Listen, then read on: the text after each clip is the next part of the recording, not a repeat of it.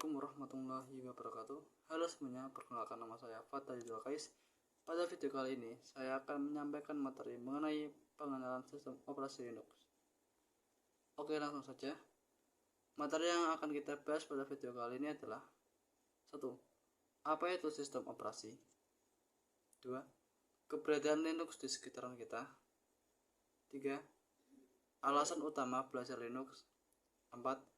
Perbedaan open source dan cloud source. 5. Arsitektur sistem Linux. 6. Mengenal distro Linux. Dan 7. Serta simulasi penggunaan perintah dasar Linux. Ke materi yang pertama, yaitu sistem operasi. Sistem operasi yaitu perangkat lunak utama yang bertugas mengelola seluruh perangkat keras dan aplikasi pada komputer.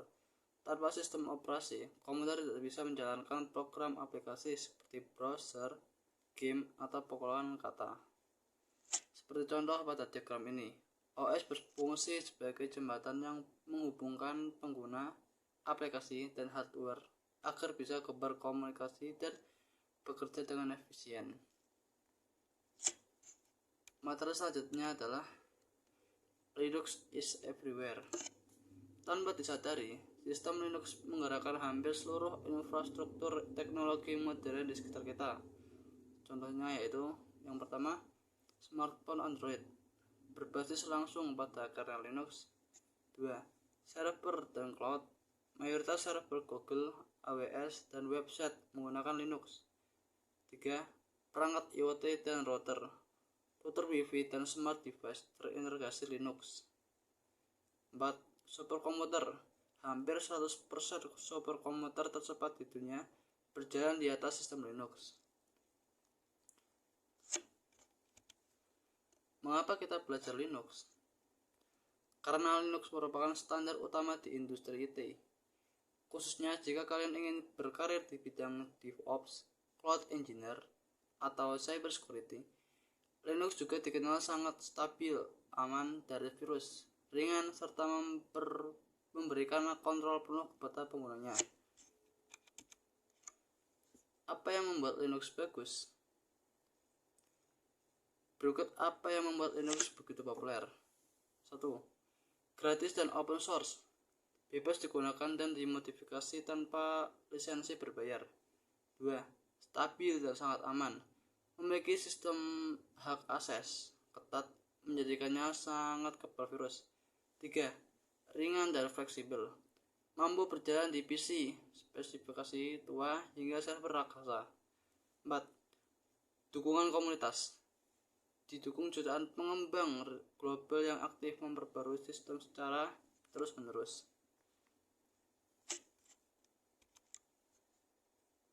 Open source versus cloud source. Berikut apa yang membuat Linux begitu. Berikut perbandingan antara open source dan cloud source.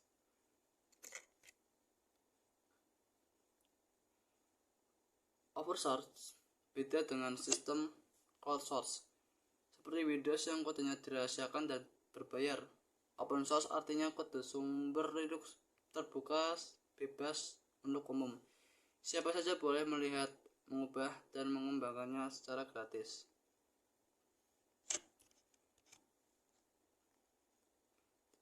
Arsitektur Linux. Sekarang kita masuk ke arsitektur Linux. Sistem Linux terdiri dari 4 lapisan utama. Yang pertama, user space, tempat aplikasi pengguna berjalan. Kernel, inti shell, antarmuka tempat kita mengetikkan perintah teks. Kernel, inti sistem yang bertugas mengatur komunikasi ke hardware, komponen fisik komputer seperti CPU dan RAM. Materi berikutnya adalah distribusi distro Linux.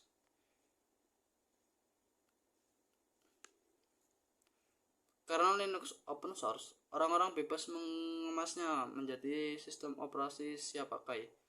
Ada Ubuntu atau Linux Mint yang cocok untuk pemula, keluarga Red Hat untuk server perusahaan, dan Arch Linux untuk penggunaan tingkat lanjut. Oke, mungkin cukup sekian materi yang dapat saya sampaikan pada video kali ini. Mohon maaf apabila ada kesalahan. Sekian dari saya. Wassalamualaikum warahmatullahi wabarakatuh.